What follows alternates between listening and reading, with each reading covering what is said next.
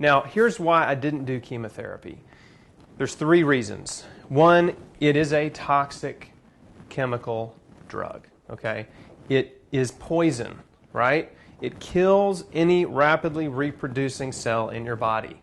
That's what it does, okay? So that's fine. It's a poison. Number 2 is it causes secondary cancers, right?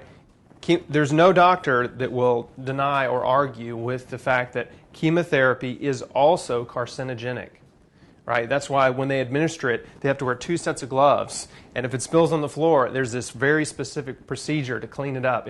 They cannot get it on their skin.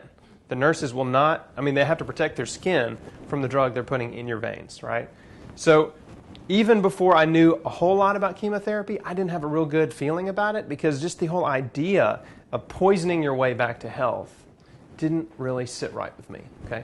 But what do I know? I'm just an average guy, but intuitively, it didn't make sense. And for me, what I was doing really had to make sense, and I had to believe in it. If I really believed in chemotherapy, maybe it would have worked. I don't know. But the third thing about chemotherapy that is really, really probably the main reason I didn't do it is it destroys your immune system.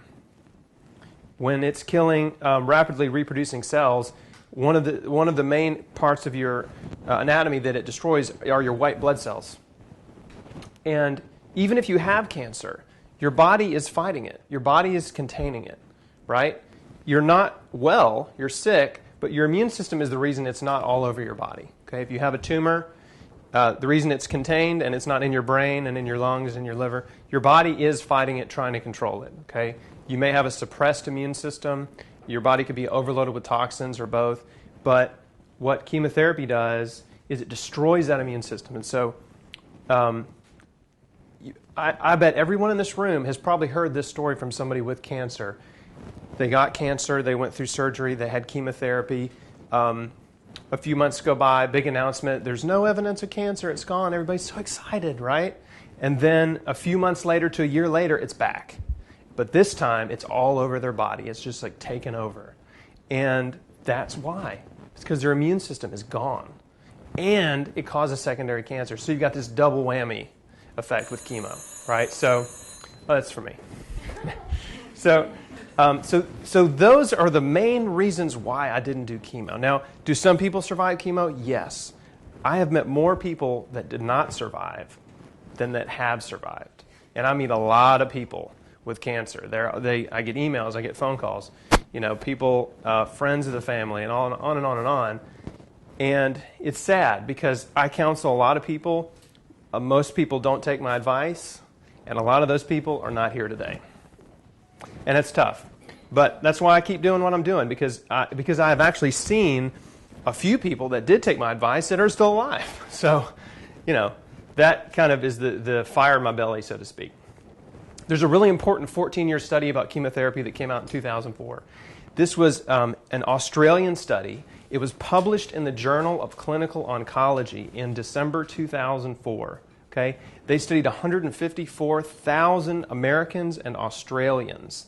What they found was that the overall contribution of chemotherapy to 5-year survival was 2.3%. Okay? That means that chemo only added 2% basically of a benefit to the survival rate as a whole. So the survival rate as a whole is around 60%. About 2% of that is due to chemotherapy. So this is I'm going to read you straight off the study. And by the way, this study is on chrisbeatcancer.com. You can download the whole study. The study results, they said, the overall contribution of curative and adjuvant cytotoxic chemotherapy to 5-year survival in adults is estimated to be 2.3% in Australia, 2.3%, and 2.1% in the USA. Study conclusion. It is clear that cytotoxic chemotherapy only makes a minor contribution to cancer survival. To justify the continued funding and availability of drugs used in chemotherapy, a rigorous evaluation of the cost effectiveness and impact on quality of life is urgently required. Okay? That's pretty serious stuff.